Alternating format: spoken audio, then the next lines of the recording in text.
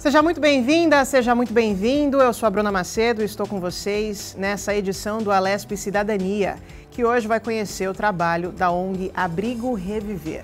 Para conversar com a gente aqui no estúdio, eu recebo a Clarísia Ramos, aqui ao meu lado. Obrigada pela participação, Obrigada. Seja bem-vinda. E também a Débora Grise, que é diretora da ONG Abrigo Reviver. Obrigada pela participação. Bem-vinda, Débora. Obrigada. Vamos bater um papo? Começar pelo início? Vamos. Com você, Débora, me conta, o que é a ONG Abrigo Reviver? O Abrigo Reviver é uma ONG que nasceu em 1988, veio do desejo de um padre, o padre João Solak, e apesar de ser uma ONG, o nome social a razão social é Obras Promocionais de Cristo Ressuscitado, Abrigo Reviver. Uhum. Então, apesar de a gente ter esse nome religioso, não é uma ONG ligada à Igreja Católica. Então, ela veio do desejo desse padre que se uniu junto com a sociedade civil e com a comunidade do entorno e fundaram essa ONG. Você está desde o início? Não. Não? Veio depois, me conta. Eu vim depois. E, enfim, desde então, hoje a ONG é um abrigo para criança. Nós temos 2 abrigos, na verdade. Cuidamos de 2 abrigos para crianças e adolescentes. E ao longo dos anos, as leis foram mudando e a gente foi se adaptando. Então, ela nasceu num formato, mas hoje são 2 abrigos, cada um tem 15 crianças. Né? Essas crianças, elas vêm a nós pelo poder público, então ou pelo Conselho Tutelar ou pela Vara da Infância e da Juventude. São crianças que tiveram algum de seus direitos violados. Então, por algum motivo, o poder público achou necessário retirá-la da guarda dos pais. E elas ficam com a gente. Aí, bom, enfim, vem pra gente. É assim que elas chegam no nosso abrigo. Então, como eu te digo, são 2 casas, cada uma com 15 crianças. Por que 15 crianças? Esse número é fechado? É fechado. No máximo 15, né? Pode ter menos. Mas por que, da onde vem esse número? Veio de uma lei super recente, até tem pouco tempo que mudou. Antigamente eram 20. Então, assim, as leis também vêm se adequando cada vez mais, né? Então, imagine uma casa com 15 crianças. Já é um número razoavelmente alto de crianças, né?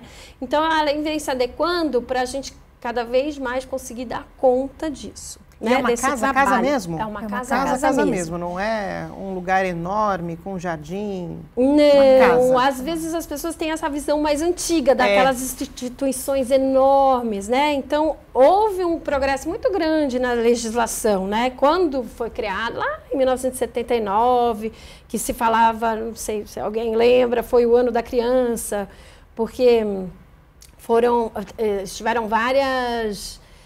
o Brasil fez parte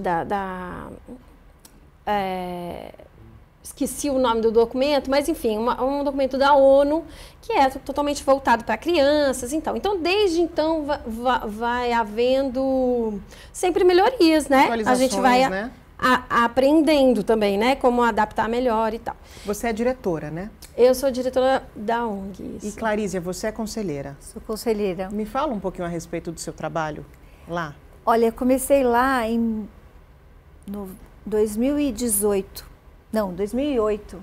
2008, quando eu conheci através de um grupo que nós ajudávamos um instituto que era do Rio e a gente abraçava algumas instituições aqui e representava essa outra ONG que cuidava de ONGs. Então, na verdade, o abrigo foi um dos lugares que nós cuidávamos. E aí nós nos tornamos as Meninas do Bem, um grupo de amigas que continuaram esse projeto, apesar do trabalho do Instituto da Criança continuar focado também mais Rio, porque era o Instituto da Criança que cuidava do Reviver quando eu entrei. Eu fazia parte do Instituto da Criança. E depois ele deixou de cuidar do formato que a gente gostaria, que era mais assistencialismo, de estar ali do lado da criança, de receber doações, de buscar as doações. Então, nós somos um grupo de meninas, as Meninas do Bem, que a gente se intitulou, e que nós cuidamos desse abrigo com um outro olhar. Então, quando eles precisam de ajuda, nós aqui vamos buscar ou alimento, ou nós temos um bazar muito bacana que sustenta, que ajuda a sustentar algumas coisas na ONG. Apesar que a ONG recebe um valor da prefeitura, que é um contrato que todas as instituições podem ter, mas ela não se sustenta com isso. Então, o papel dos voluntários, além de também estar presente com essas crianças, de fazer alguma atividade com a criança, é também de buscar auxílio também na questão do dinheiro, financeira. Né? Financeira. E você, como conselheira, também trabalha muito nessa vertente? Sim, essa é a ideia, de trazer sempre algo para o financeiro, ajudar na parte de E o que você doações. faz? Como é que você faz para conseguir essa verba? A gente tem um grupo de amigos, que quando precisa... Uma coisa que sai muito bem, que a Débora falou e que a gente sabe que é uma das doações que vem com muita força, é usando as notas fiscais. Essa campanha de nota fiscal é muito interessante. É quando a pessoa, para a gente explicar para quem está em casa, é quando a pessoa vai fazer uma compra, vai passar ali no caixa e aí o caixa pergunta, quer CPF na nota? É basicamente isso? É naquele momento? Hoje em dia Não? mudou um pouco. Mais ou menos. Hoje em dia mudou um pouco isso. Você pode se cadastrar dentro do... A Débora sabe explicar melhor sobre isso, mas você se cadastra dentro do programa da Nota Fiscal Paulista, colocando a opção a ONG que você quer doar. Então, quando você recebe no seu CPF, já vai direto para a ONG. Essa é uma forma que vocês encontraram de captar recursos. E o recurso vem diferente para uma ONG do que você receber esse valor no seu CPF. O valor que vai de doação para a ONG é maior do que o que vem para o seu CPF. Viria para você individualmente, caso exatamente. você não fizesse essa doação. E quais outras formas? Como é que vocês se viram nos 30 para fazer esse trabalho? A gente faz alguns jantares também para que as pessoas possam estar presentes, o bingo. Quando tem final de ano, a gente se une para dar sempre uma cesta completa para essa criança, que isso acontece muito bem, né? A gente recebe muita doação, a gente prepara essa... Bingo. Além de tudo é divertido, né? E a gente tem os bazares, né? Então, as pessoas, conforme elas doam... Então, essa parte da doação é interessante. Então, assim, tudo pode ser doado. E aí, se a doação serve para casa, então vamos supor que foi roupa de bebê, serve para casa. Então, ela fica na casa. Mas, às vezes, tem doações, assim, de roupas de idosos, não serve para casa. Então, vocês fazem a gente faz um bazar, a gente tem um bazar permanente. E a gente ajuda até outras instituições, né, que vão comprar no nosso bazar para poder levar para os bazares de alguns bairros mais afastados. Porque às vezes não serve para vocês. Doa para outras instituições, né? Não serve para vocês ali, mas serve para outras instituições. É que o bazar funciona muito como um brechó. Então, assim, a gente recebe as doações, fica um tempo, vende. Se não vender, a gente vê que vai ficando, a gente não tem muito espaço de estoque. Não tem por que ficar também estocando. Então, daí a gente já repassa para uma outra ONG. Agora, quem compra tem várias parceiras desses bazares são os brechós, é isso que eu quis dizer, eu confundi. Os brechós acabam comprando do nosso bazar para poder revender no brechó. A gente tem cliente assim. E isso é ótimo, né? Porque vocês acabam conseguindo recursos para conseguir manter, né, o sistema da casa. Sim. Bom, esqueci seu nome. Clarísia. Ela é a conselheira. Você, como diretora, deve ter um monte de atribuições. Sim. Como é que é o seu dia a dia lá? Bom, eu sou diretora, cuido da parte administrativa financeira, né? Então, eu cuido para que a gente sempre esteja com todos os certificados que são necessários, para essa parte burocrática. A parte burocrática é toda com você. Em ordem. Essa aqui é um anjinho, aquisição nossa. Eu sempre falo, a Débora veio num momento que a instituição não estava bem financeiramente. Foi um movimento de nós todos que estávamos na ONG já há algum tempo, né? Foi um movimento do grupo de voluntários de assumir a ONG. Então a gente assumiu. Quando que você entrou? Eu comecei a fazer parte da ONG em 2015. Como é que foi a sua chegada? Por que você resolveu abraçar essa causa e se tornar diretora? Então, na verdade foi assim, nós temos uma amiga em comum que é uma das meninas do bem também, e que a gente tem um grupo que era Natal, e a gente falou assim, vamos ajudar alguém agora que é Natal, vamos ajudar alguma ONG. E num almoço falando sobre isso, eu refleti sobre essa coisa de ajudar no Natal e achei muito hipócrita a gente parar e ajudar no Natal. Então a gente só vai ajudar... Por que só no Natal, Por que só no Natal? E o resto do ano essas pessoas não existem? Existem. E precisam muito mais, porque no Natal, o Natal tem aquele clima. Isso você pensou sozinha ali com você naquele momento? Eu pensei sozinha naquele momento e dividi. Ali era um almoço, a gente falando... Vamos ajudar uma ONG, qual? Agora no Natal. E eu falei, gente, que hipócrita, vamos ajudar. Vamos montar um grupo aqui para ajudar durante o ano inteiro. Sempre que pudermos. E aí, a Renata, que é essa nossa amiga em comum, já fazia parte do Abrigo Reviver, ela já ajudava lá no abrigo. E eu, particularmente, queria ajudar a ONG de uma maneira mais administrativa, que não era o desejo da maioria do meu grupo. Todo mundo queria ajudar as crianças, brincar com as crianças, tal. Que é a maioria das pessoas que chegam como voluntário, elas querem fazer um trabalho com as crianças. Que é uma troca gostosa também, né? Dá para entender. Claro, dá, mas eu estava num momento, uma coisa muito pessoal, que eu pensei assim, gente, se eu não conseguir dar conta de manter esse trabalho, né, voluntário, eu vou ser mais uma ruptura na vida dessa criança que já tem muita, né? Então, na verdade, a minha reflexão foi essa. Vamos supor que eu fico lá 2, 3 meses, pronto, aí eu não volto mais, e aí, porque a vida, a gente sabe como que é a vida de todo mundo. Sim, claro. Porque a minha vida tomou outro rumo e tal, e aí eu sou mais uma ruptura. Não quero ser... Foi um comprometimento que você fez com você mesma. Foi uma coisa muito pessoal mesmo, não quero isso. Aí a Renata falou assim, Débora, você quer fazer o que a gente precisa lá no Abrigo Reviver. É isso quer que tá em trabalhar falta. com a papelada, ninguém quer. Ninguém quer. Quem quer. Mas você isso? já mexia com isso, com essa parte mais administrativa na sua vida antes? Sim, eu de formação sou advogada e economista. E eu fazia um trabalho que é o contrário. Eu fazia consultoria para grandes empresas na área de assistência social. Então, como grandes empresas estruturam programas de voluntariado, enfim, eu fazia o lado contrário ali, né, da empresa querendo se doar para assistência social. Então, eu tinha já um pouco desse conhecimento. Aí você inverteu o caminho. E aí eu inventi o caminho, e aí eu cheguei lá assim, foi assim que eu cheguei lá, para ajudar nessa parte burocrática. Mas e realmente a ONG estava passando por uma situação financeira muito difícil. E aí foi trabalho de formiguinha. E você lembra como é que foi quando você chegou? A sensação que você teve? Como é que você foi recebida?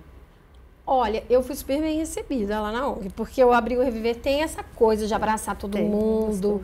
A diretoria toda é muito unida, né? Eles fazem parte dessa comunidade que o Padre João já faleceu, mas essas pessoas que participaram lá do comecinho da ONG ainda estão lá. Então, assim, e é uma comunidade muito unida mesmo. Tanto é que hoje todo mundo é amigo, grandes amigos, né? Além de trabalhar junto em prol de uma causa social. Então, eu fui super bem recebida. E as pessoas, e era isso. Ai, você quer fazer uma coisa que a gente precisa muito. Ai, que bom e tal. Clarice, como é que era antes e depois da chegada de vocês? Então, você se lembra, se recorda? Assim, a gente não tinha eu particularmente não tinha muito contato com a parte administrativa. Fazia esse papel do gostoso de estar com as crianças, de pontualmente em eventos e preparar os eventos, montar os eventos. A gente conseguiu reformar o abrigo, uma época, nós fizemos algumas reformas. Aliás, eu entrei no abrigo no dia que a gente estava inaugurando um segundo andar. Então foi um momento que eu cheguei no abrigo Isso em 2008. deve ficar muito na memória, né? Como era a imagem, como ficou depois, o que vocês fizeram de transformação porque, assim, física? Como ela falou, nós éramos amigas que eu estava voltando de uma viagem, eu tinha ficado um tempo fora, e aí eu queria fazer algo diferente. Por quê? Porque essa coisa de, realmente, que a Débora comentou, que a gente é pontual, eu tinha muito essa coisa de ir para a rua, esse ativismo de entregar alimento na rua, fazer parte de grupos de rua, mas chega uma hora que você fala assim, você precisa mudar a vida de alguém, você precisa transformar, não é só fazer aquilo pontual, porque muitas vezes aquele que está na rua, ele não quer ser ajudado, ele quer ser ajudado naquele momento, mas você vai dar comida para aquele momento e depois, quem vai dar amanhã? É um outro grupo. O que você vai ajudar ele a crescer? Então, quando você entra dentro de um espaço que você pode ver uma evolução, como nós temos casos de uma criança que foi criada no abrigo, passou a trabalhar com um dos nossos amigos, foi fazer estágio com um dos nossos amigos, se formou em Direito e hoje colabora com a ONG. Então a gente vê o crescimento, a evolução de uma pessoa, a gente vê o quanto essa pessoa pode construir uma vida separada do que é só um abrigo, entendeu? Então, você lembra qual foi o ponto de partida assim para você entender que, poxa, eu quero realmente fazer a diferença na vida de alguém? Não é uma diferença momentânea que vai durar ali 5, 10 minutos, 15 minutos. Por que você teve esse insight? Porque eu estava... Agora eu fiquei emocionada, porque eu fui entregar comida para um menino de rua. E agora lembrar disso é engraçado, né? Porque ele veio com... Ele estava cheirando muito... ele estava com crack. E ele entrou, assim, no carro, eu senti o cheiro do crack. E a gente estava com sanduíche, um grupo de amigos entregando sanduíche. E aí a gente falou assim, você me dá o crack que eu te dou o sanduíche. E aí quando você vê a pessoa te dar para poder comer... Você fala assim, nossa, né, as pessoas precisam de atenção, precisam de carinho, é mais do que isso. Você precisa fazer a diferença na vida dessas pessoas. E isso foi lá atrás, tá? Eu sempre fiz muita coisa, desde adolescente. Eu fazia teatro para levar para abrigo, para levar para asilo. Eu sempre fui muito atuante, eu sempre gostei de doar. Mas isso eu acho que veio uma coisa também da minha mãe, que minha mãe sempre fez o voluntariado. Então a gente tem sempre uma referência, por algum motivo, que a gente dá continuidade. Mas tem coisas que tocam a vida da gente. Esse momento ficou guardado para você? Ficou bem guardado. E a partir daí você é criança, né? E eu sempre fui apaixonada por criança, sempre... Era uma criança? Era uma criança. Era uma criança. Era uma criança. Já numa situação tão delicada como essa. Sim. E para você, Débora, qual que foi o ponto de partida? Você se lembra? Além da questão ali, desse momento que você estava na mesa com seus amigos, de reflexão, né? Então, esse momento Por que você chegou aí, você acha? Eu já tinha uma questão interna, assim, de querer que o meu trabalho tivesse um significado maior para a sociedade. Então, já tinha essa busca. Eu buscava no meu profissional... Né, dentro das minhas atuações profissionais, alguma coisa que eu achava isso, que eu tinha que fazer uma diferença para o mundo, de alguma maneira, sabe? E eu sempre estava insatisfeita com o meu trabalho, sabe? Fazia um bom trabalho e tal, mas... Você sentia que faltava alguma coisa? E né? Quando você entrou no abrigo, esse espaço foi preenchido, você acha? Eu acho que de certa forma sim. Preencheu muito até, viu? Preencheu muito? Preencheu. Por que você fala isso? Porque ela abraça, né? Assim, acho que todos nós, né? Quando a gente fala, a minha mãe falava que a gente era picada por um mosquitinho, sabe? Da assistência social? Da assistência social, de querer ajudar as pessoas, né? Minha mãe tinha uma outra instituição... Tem, né, que hoje eu faço também parte, mas quando você é picada por esse bichinho, sabe? Quando você desperta, você entende que o propósito é maior. E eu falo da Débora porque ela trouxe o conhecimento para dentro e optou por trabalhar nisso. Então é diferente, né? Ela fez uma opção. Ela está hoje dentro do abrigo, trabalhando dentro do abrigo como diretora pela causa. Hoje, quando a gente vê pessoas que trabalham com empresas sociais que fazem a diferença, eu acho que tudo é isso, né? É você ter um propósito na sua vida e buscar fazer a diferença para o outro, transformar a vida de alguém. O resultado é outro para você mesmo. Não é uma doação, né? É uma troca. Mas você sabe o que eu fiquei pensando aqui agora? Também tem essa questão da... Eu sempre me preocupei muito com isso, né? De melhorar a sociedade. Então, a gente sempre escuta, em qualquer rodinha que você puxar esse assunto, uma discussão sobre política. Então, um vai ter uma opinião favorável, o outro vai ter uma opinião contra, e aquela super polêmica. Vai virar uma discussão. Uma discussão incrível, mas é sempre apontando por que o candidato não fez isso, porque o fulano não fez aquilo. E aí eu pensava, gente, tá bom. E você, né? E a gente? A gente tá fazendo o quê? A gente só tá votando? A gente só tá aqui brigando? A gente só tá discutindo aqui nessa mesa? Não, vamos. Então eu também tinha essa vontade. E participar das ONGs de uma maneira mais proativa mesmo, né? Mais ativa.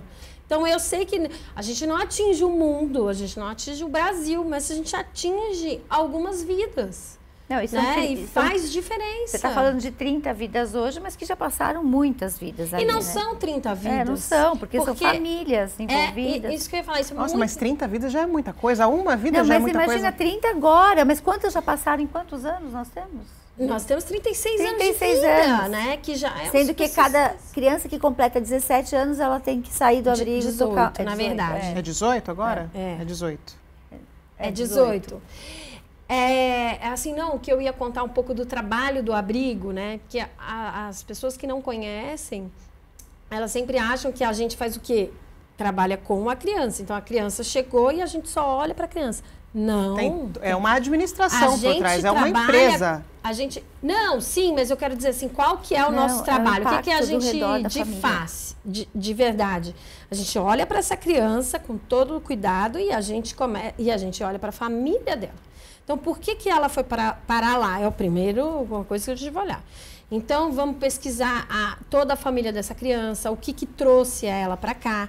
Se é possível ajudar essa família a se reestruturar para a criança voltar para a família de origem. Então, você não está falando de pegar esta criança e pôr na escola, levar para um trabalho psicológico, levar no médico e tal. Não, você está falando de fazer tudo isso para a família inteira. Fora a parte administrativa que você toca. Não, fora isso. Estou dizendo mas assim, é o contexto qual que é o nosso... do abrigo como um todo. Né? Não, aí é todos nós que temos... Assim, o abrigo inteiro tem as suas pessoas. O propósito do abrigo. O propósito é esse. Então, a gente vai cuidar da criança e da família que a cerca. Né? Então, a família de origem, se não é possível a família extensa, que é os avós, tias e tal. É só num terceiro caso que a gente vai procurar uma família substitutiva. Para adoção. Né? Isso acontece também. Acontece, esse trabalho vocês também fazem? Não, é feito pelo abrigo. Isso, é assim, o abrigo sempre trabalha em parceria com o juizado de menores, né? Com o juizado com a vara da infância e da adolescência. Então, é um trabalho conjunto. Sim, claro que quem faz a adoção é tudo feito pela vara, né? Claro. Mas é um trabalho conjunto. O juiz nos visita frequentemente. A família, a possível família também visita, imagina? A possível família, depois de passar por um processo, várias etapas, são várias tem umas etapas, no judiciário, aí sim ela vem para o abrigo. Mas é como ela falou, é importante que a gente cuide da família para essa criança voltar para a família. Então, isso também, né, a gente tem que entender que tem essa volta, essa possível volta. Vamos falar mais profundamente sobre isso daqui a pouquinho no próximo bloco. A gente vai fazer um intervalo rapidinho e voltamos já já com mais entrevista. Não sai daí.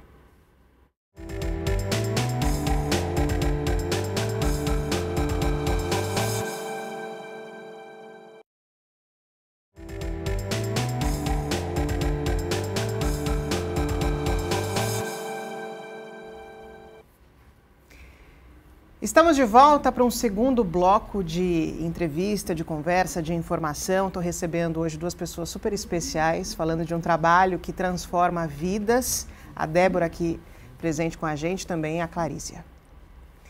Vamos continuar o nosso bate-papo? Eu queria aprofundar mais a nossa conversa agora na casa mesmo. Como é que ela funciona? São 15 crianças e adolescentes em uma unidade e mais 15 em outra unidade. E para começar esse segundo bloco, quem são essas crianças? Por que elas foram parar no abrigo? Então, as crianças foram parar no abrigo porque tiveram um de seus direitos violados. Então, algum dos direitos essenciais, né, da criança foi violado e assim o Estado entende que ela precisa ser tirada do cerne familiar. E aí ela vai para o abrigo. Quem faz esse trabalho de... Ou o Conselho Tutelar, ou a vara mesmo da infância e da juventude, né? E aí é assim que as crianças chegam a nós. Então, são crianças de todas as idades? São crianças de 0 a 18 anos, né? A legislação, né, o que rege o abrigo, então assim, dentro de um abrigo você tem crianças de 0 até 18 anos. Na verdade, a gente fala que é 17 anos, 360 dias, porque... O correto, né? Assim, dentro da legislação, completou 18 anos, vai para outra instituição, né? O abrigo é só até aquela idade. Na prática, não funciona assim, porque ninguém faz 18 anos e ganha um chute na bunda e vai para a rua. Não é assim que funciona. Mas existe uma outra instituição que pode receber? Existe. Chama-se República. Esse outro serviço que vai receber esse jovem que completou a maioridade, que tem 18 anos hoje, até, eu não sei ao certo, mas se eu não me engano é 24 anos de idade. Então assim, mas dentro do abrigo, quando a gente recebe um adolescente que vai fazer 18 anos, né, então, sei lá, tá com 16, e a gente já foi feito todo o estudo, né, a gente tem assistentes sociais, pedagogo, psicólogo, foi feito todo um mapeamento, ele não vai voltar para a família de origem, porque não tem condição. Não vai para adoção, enfim. Mesmo os que vão, tá? A gente já começa a preparar esse adolescente para a vida. Então, esse adolescente vai passar por cursos de... Era isso que eu queria saber. Como é que é o dia a dia de vocês? Como é que vocês se organizam semanalmente, diariamente, a rotina? Quais são as atividades desses jovens, dessas crianças dentro da casa? Super interessante isso, porque é a rotina de uma casa normal. A gente tem que ter, né? Então, a gente é uma casa, tem uma sala, tem quarto, tem, né? Assim, desmistificando. Cozinha, é uma casa. E tem eles que vão ser... à escola, eles que tomam, né? É normal. E tem que ser uma casa, porque é para ser um ambiente acolhedor, não ter ele não foi para uma instituição rígida, aquela coisa antiga, né? Que muitas vezes a gente vê em filme. Não é isso, é uma casa, E como funciona o dia a dia? Então, eles vão ser matriculados na escola, eles vão na escola, a gente... Bom, e aí a gente tem várias parcerias, tá? Então, a gente tem, por exemplo, todos os nossos abrigados, assim, é com muita gratidão que eu digo isso, fazem psicólogo, né? Eles fazem terapia. Porque a gente tem, além do acesso à rede, né, a terapia, a gente tem voluntários que são terapeutas e que abraçam. Então, todos eles já fazem terapia. Todos eles chegou na casa, vai ser mapeado ali toda a questão de saúde. Tem vacina, não tem vacina? Tem alguma doença? Não tem? Vai no médico. E a gente tem vários casos de crianças que tinham uma doença crônica que não era tratada. Descobriram então, assim, lá, quando chegaram. Foi descoberta lá. E essa coisa que me dá, assim, um super alento. Graças a Deus que essa criança veio para cá, sabe? Porque agora está sendo assistida. Porque a família não tinha condição, por algum motivo. Gente, tem vários motivos que levam a criança a um abrigo. Muitas pessoas já pensam nos piores motivos possíveis de violência e coisas horríveis. Não necessariamente. Não necessariamente. Às vezes é só extrema pobreza. Extrema pobreza não significa que ela não tinha amor. Ela tinha, mas a mãe não... Ou a família não tinha como alimentar. Alimentar. Né? Então, são vários os casos, né? Mas, então, voltando à nossa rotina. Então, cada criança é assistida individualmente. Então, e aí a gente vai ver qual as aptidões, as vontades. Então, a gente, por exemplo, já teve um abrigado que amava, um acolhido que amava futebol e jogava super bem. Então, ele fazia a escolinha de futebol, que a gente conseguiu para ele. Ele participava das peneiras lá para ser jogador de futebol. Que legal. E assim vai. Então, cada abrigado tem... Então, tem um que... a gente tem um que saiu, ele gostava de luta, ele fazia jiu-jitsu. E hoje, ele é professor de jiu-jitsu. Eu acho que é um super caso de sucesso. Né? Ele tem a família dele, vira e mexe, ele ajuda, o abrigo também. Então é isso, a gente tem parcerias, né, ali na comunidade do entorno mesmo. Então tem academia que faz, que cede para a gente algumas vagas. Então as nossas crianças têm acesso à natação, né, à musculação, né, os adolescentes. Então tem todo esse trabalho. Aula de inglês, então a gente tem parceria com alguns voluntários que vão na ONG e dão aula de línguas. A gente tem o carro-chefe, assim, é um projeto que a gente tem que é de reforço escolar. Então, algumas pessoas que se voluntariam nesse projeto se comprometem a ficar com essa criança. Então, ela vai acompanhar cada pessoa tem a sua criança, vamos dizer assim, né? E aí ela vai acompanhá-los durante esse ano letivo. Normalmente... é o que a Clarice falou, né? O bichinho picou ali, a pessoa acompanha. Faz questão, por né? mais anos até. Mas a gente pede que pelo menos tenha esse compromisso de acompanhar pelo 1 ano. Tem muitas pessoas na casa com essas crianças? Vocês têm voluntários, funcionários? Como é que funciona administrativamente ali o comando da casa? Então, a gente tem os voluntários, os funcionários. E é uma coisa que ela está comentando, que eu acho importante a gente falar sobre isso, porque o voluntário, ele muitas vezes acha que pode ir uma vez por semana, nessa semana eu não vou, eu vou na outra, e esse compromisso é muito importante, porque se você não pode se voluntariar nesse momento, não seja um voluntário. O voluntário, ele tem que ter um compromisso com essa criança, porque ela cria... ela fica na expectativa de que você vai chegar, de que você vai estar lá. Ela te espera. E graças a Deus a gente tem esse corpo de voluntários que estão presentes. Nós conseguimos passeios às vezes para as crianças, levamos... Todo mês. Todo não mês às vezes. Às vezes não, que eu estou falando assim, não é toda semana, mas tem um acompanhamento mensal, sempre tem os nossos voluntários que estão ali presentes.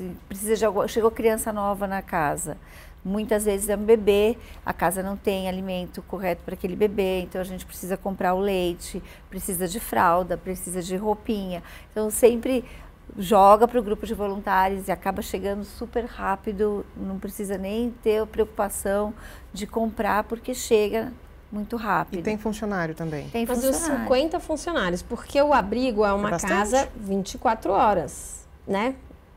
Tem que pensar isso. Então, nós somos... a gente não para feriado, não para domingo, não e vamos combinar que trabalho de casa é infinito, né? Também não acaba. Então, é assim, são 50 funcionários dividido em 2 casas, né? Então, a gente tem, na verdade, 2 abrigos, né? Onde ficam, aliás? A gente fica situado ali no Alto de Pinheiros, na Zona Oeste. 2 unidades. As 2 unidades. É uma casa só, né? A gente teve a graça, né, de ter ganhado o terreno há muitos anos atrás. Então, esse terreno foi doado a nós. Então, a casa é própria. Então, o que a gente fez ali? Então, tem uma estrutura de casa no térreo, e no primeiro andar tem outra estrutura de casa, cada uma com uma entrada independente. Então, assim, a gente consegue ter 2 abrigos no mesmo lugar, né? Mas com... Eles têm as administrações são diferentes, cada um tem a sua mesmo, né? Tô em casa, tô vendo esse programa, me apaixonei pelo trabalho de vocês e quero ser voluntária. Como é que eu faço? gente tem o site da ONG, é abrigoreviver.org.br. E lá tem todo o formulário para se inscrever, quero ser um voluntário. Tem pré-requisito? Não, todo mundo a pode ser princípio não, mas para você ser um voluntário vai passar por uma entrevista, por uma mini aula, né? Vamos chamar assim? Um dia a gente vai de explicar. apresentação do abrigo, você vai fazer uma visita, tem um dia específico, não é só, hoje eu quero ir aí, não. No dia certo, a gente vai receber uma palestra, entender o que é o trabalho, porque às vezes também você pode ter uma ideia e a realidade é outra, né?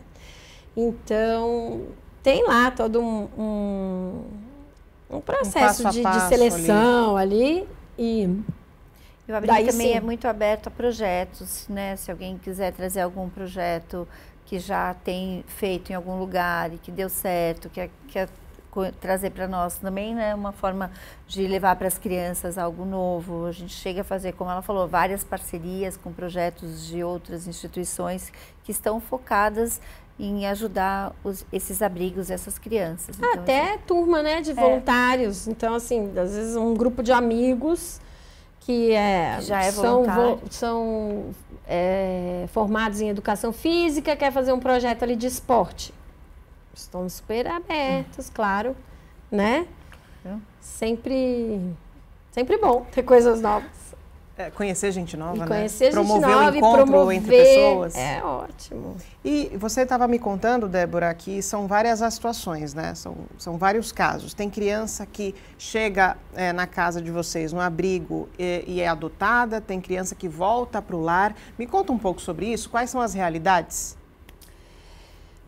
Então, é muito individual isso, né? Então, caso a caso. Caso a caso. Então, por exemplo, tem bebê que chega no abrigo e que a mãe, ao dar à luz lá na maternidade, já abriu mão da guarda. Não quero, abro mão da guarda. Esse bebê vai facilmente para a adoção e rápido, né? O processo não é lento. Muita gente ainda tem essa ideia de que demora, de que é um super processo. Então, isso é super interessante, mas isso tem a ver com leis também, né? Então, qual que é a lei? A lei é fundamentada e foi construída em cima do fato de que, primeiro, o mais importante é a família de origem. Você investigar a família de origem. Por quê? Porque a família de origem, é importante a criança, se for possível, estar com a família de origem, porque é a família de origem que vai transmitir a cultura daquela família, que vai transmitir todo o conhecimento que aquela família tem. Então, vamos pensar num grupo minoritário, uma criança indígena, né? Que chega no abrigo, então vamos mandar para adoção, você manda para adoção para uma família branca, loura, bem diferente dos traços que ela tem mesmo físicos, né? Vamos dizer assim. Ela vai ter afeto, ela vai ter amor, com certeza vai, e isso é importante, é importantíssimo. Mas provavelmente a história dela cultural e a história desse povo ali já teve uma ruptura, né? Então, assim, o legislador pensou muito nisso antes. Então, assim, sempre o primeiro caminho é a família de origem. E por algumas questões, uma delas é essa. Se manter a cultura, se manter a cultura daquela família, daquele meio, né? Daquela não sei, um grupo quilombola, daquele grupo de pessoas, né? Bom, enfim. Então, essa é o primeiro caso. Então, quando a criança chega no abrigo, muitas vezes é um problema, né? Vamos dar um caso hipotético, um problema de adição. Então, os pais são alcoólatras. É possível trabalhar. Muitas vezes a mãe, ao perder essa criança, a dor é tão grande que ela quer, e ela já quer antes, ela quer sair do álcool, né? Então, ali o que a gente vai fazer? Vai junto com a assistente social, ajudar essa mãe a ter acesso a um programa para ela conseguir se libertar do vício e acompanhar. E se ela consegue, ela ter todo o direito de ser a mãe que ela quer ser. Uma vez que ela conseguiu se livrar da droga, da adição, né? Às vezes o problema, então, da criança é, que eu te falei, pobreza extrema. Então, o abrigo vai trabalhar toda a rede para saber como que a gente pode ajudar essa família a acessar a rede. Então, existem várias políticas públicas, tem aluguel social, mas às vezes a família não tem acesso, nem sabe que existe. Exatamente. Então, a gente vai junto pegar na mão. É isso. Cadastra no portal social, leva no CREAS, leva onde... E aí essa criança pode voltar para o seu ambiente de origem. Mas feito esse trabalho, não deu certo, né? Tem a família extensiva. Então a gente já teve casos de receber uma criança, eram irmãos, né? Que vieram no abrigo e que a avó não sabia que era avó. Entendeu? Eles nasceram e os pais não comunicaram. E os avós moravam no Maranhão, em outro estado. Então, não sabiam que tinham netos. Nem sabiam que tinha netos. Então, assim, foi feito todo um trabalho e a avó, a partir do momento que soube que era avó, ela, de jeito nenhum, quero ficar com meus netos. É feito todo um trabalho de realocação no território e eles foram para a avó. Então, assim, você trabalha também a família extensiva. Então, uma vez, vamos supor que a mãe está passando por um tratamento de alcoolismo, né? Está lá no Alcoólicos Anônimos, seja qual for o tratamento que ela está fazendo, e a avó tem condições de ficar, ou a tia, ela vai para a guarda da tia, porque ela vai se manter no seio daquela família. Entende? Vocês mais... quem que faz esse trabalho de tentar... O abrigo, ele faz todo esse trabalho da pesquisa de campo, leva para o judiciário, é todo um trabalho conjunto. Isso. E aí, quem decide se vai ou não é o juiz. É o juiz. É o juiz. Quem dá a guarda, quem dá a tutela provisória. Mas vocês fazem esse trabalho de campo, de ir atrás, de saber quem é a mãe, gente, quem é o pai. Gente, é um trabalho de detetive impressionante. eu me impressiono. Acha. Então, a gente já teve casos assim incríveis que eu falo, gente do céu, como é que descobriu?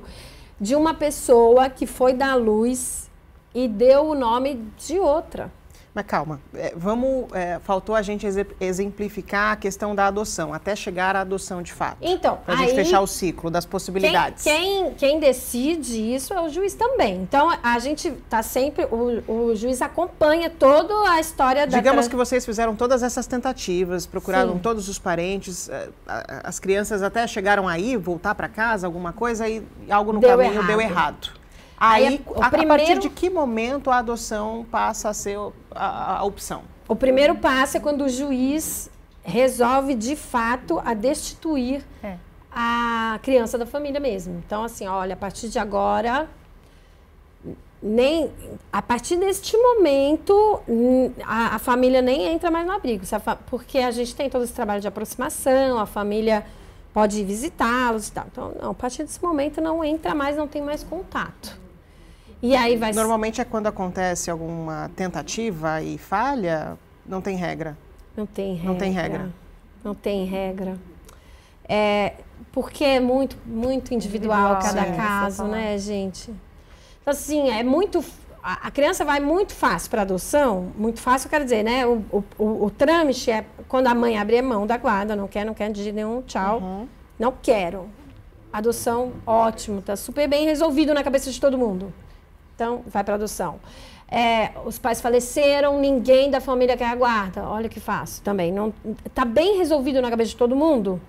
É isso que eu quero dizer. Então, vai para adoção. E aí vocês Quando recebem... não tá bem resolvido na cabeça de todo mundo, é que tem que ser trabalhado todos os campos, todas as possibilidades. Até que o juiz fala, não, esgotou agora.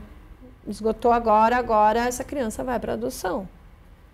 E também tem casos em que ela não é adotada, completa 18 anos. Fica na casa. Sim, porque é muito mais difícil uma adoção de uma criança que, na verdade, já é um adolescente, né? 18 anos, quase adulto, né? Quase adulto. Mas a gente tem um caso incrível. Chegamos nesse momento, Débora. Vamos contar os casos incríveis. Você me conta um, Clarice, e a Débora me conta outro, vai. A gente tem muito caso. A gente tem, mas assim, o que eu ia falar da Fernanda, né? É esse mesmo que eu falei.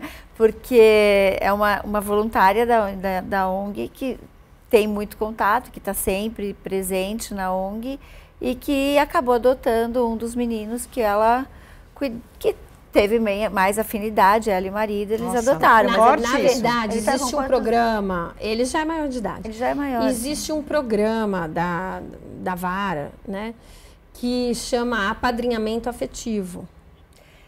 Que você pode, lá a gente tem isso, então você pode pegar a criança, levar para casa. Tem toda uma construção, né, desse programa, é um programa feito com a vara assistido, e aí essa pessoa se torna a madrinha ou padrinho desta criança. E aí ela acompanha essa criança ou esse adolescente. Ele já está com um vínculo na casa, porque ele já tem essa saída com esse casal ou com essa pessoa que está fazendo esse apadrinhamento. E aí a Fernanda, essa pessoa, ela chegou na casa, eu acho que por esse programa, ela veio participando do apadrinhamento afetivo. E acabou que ela se juntou ao corpo de voluntários da casa, ela virou diretora, ela é uma das diretoras também da casa. E ela adotou uma dos adolescentes, e com 17 anos, já estava prestes a fazer 18. E é filho dela hoje, enfim, tem o nome, tem o sobrenome deles, tal, e é um caso super feliz, é isso. Então existe. É mais difícil. É mais difícil, né? Mas existe. Mas existe. E acaba até emocionando a gente, porque a gente vê que existe um trabalho todo da casa, e como a gente falou, a gente é uma família ali, né? Tem toda uma preocupação. Que eu vejo que, não, eu já fui em vários outros lugares, já fui voluntária em vários lugares, mas o Abrigo Reviver, ele tem um cuidado muito especial. Com cada passo que a gente toma, essa responsabilidade, não vou dizer que outros não tenham, mas a gente tem um cuidado amoroso com as crianças, que é muito importante. Quem está dentro, de onde vai, para onde vem, tem toda uma preocupação. E a Débora falando aqui é até engraçado, porque detetives, né? As coisas surgem, as coisas acontecem. Gente, eles descobrem as coisas. Então, aquele caso que eu estava falando, a pessoa deu à luz com o nome de outra pessoa. A criança foi registrada no nome da outra pessoa. Aí foram atrás dessa outra pessoa, nunca tinha nem estado grávida. Então, até, olha a situação. Aí, bom, enfim, tem todo um trabalho de campo de detetive. Até achar a verdadeira mãe.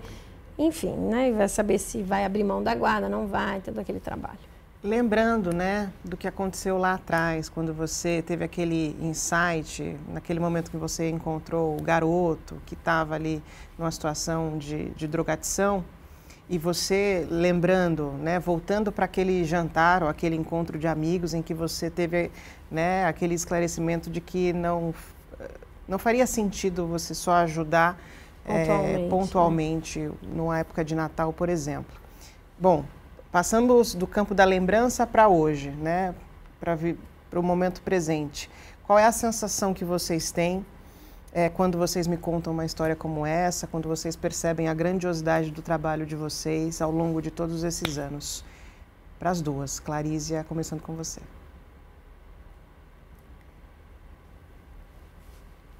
Eu acho que é infindável isso, não vai nunca ser o suficiente, porque a gente vai estar sempre querendo ajudar as pessoas de alguma forma. O trabalho do Abrigo, hoje, eu estou um pouco mais distante porque eu trabalho numa outra instituição, que é o legado que a minha mãe deixou, que eu faço parte hoje como presidente dessa instituição. E que é o NACAM, que a gente até tem parceria aqui com a LESP. Eu sempre vejo que a gente está fazendo pouco, parece, sabe? A gente quer fazer mais. Então, quando a gente faz alguma coisa que dá certo, a gente sabe que pode dar certo com outras pessoas. Se a gente está dentro de uma casa que está dando certo, repliquem esse modelo. A ideia é levar para fora, é que as pessoas possam replicar o que está acontecendo. Venham conhecer a instituição, porque a gente pode fazer mais. Parece que a gente faz pouco porque a gente quer fazer mais.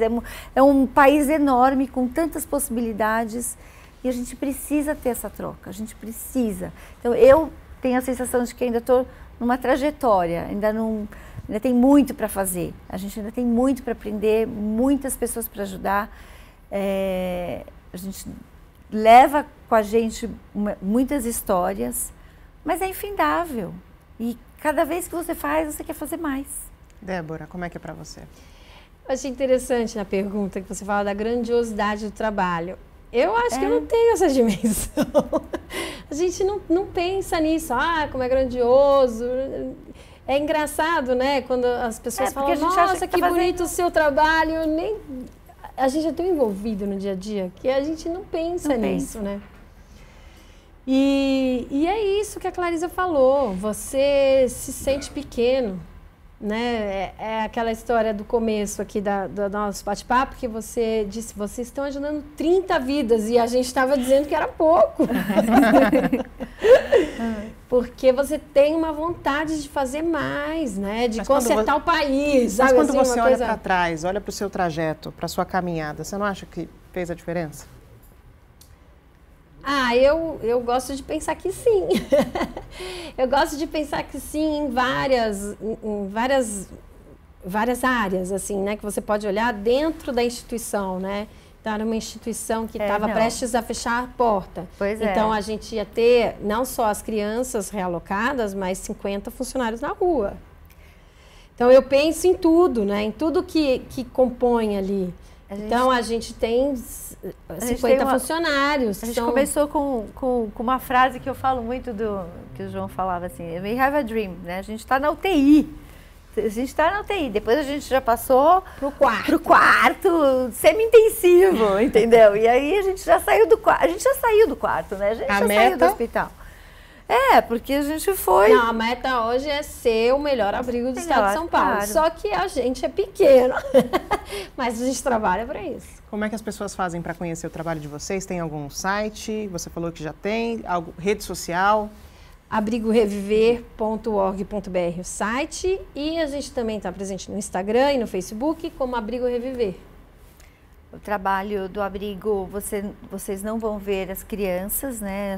A gente não pode divulgar, isso é uma lei. A imagem delas são protegidas pelo ECA. Protegidas, então você vai conhecer alguns projetos, mas é importante seguir para saber das ações que a gente faz como atividade. E venha fazer uma visita, né? Quando a gente se inscreva, quando tiver a visita, participe, seja um voluntário. Fica o convite. Fica o convite. E é possível doar também. Sim, né? Se você tiver interesse em participar da nossa causa, você pode ser um contribuinte da causa, né? Então, a gente tem o Pix. O nosso Pix é o nosso CNPJ, 58 926 908 1000/00. Ou então você pode fazer também as inscrições pelo site para contribuir de alguma maneira, fazer alguma doação pontual. É isso. Se tiver coisas para doar para o nosso bazar, tudo bem-vindo. Muito obrigada. Muito obrigada por essa oportunidade do nosso programa. Participar. Foi um prazer conhecê-las e conhecer o trabalho de vocês. Obrigada. Prazer estar aqui. Eu espero que tenha sido um bate-papo enriquecedor também para você que acompanhou a gente até agora, que essa história, que esse trabalho tenha te tocado de alguma maneira. A gente fica por aqui e eu encontro vocês numa próxima oportunidade. Tchau, tchau.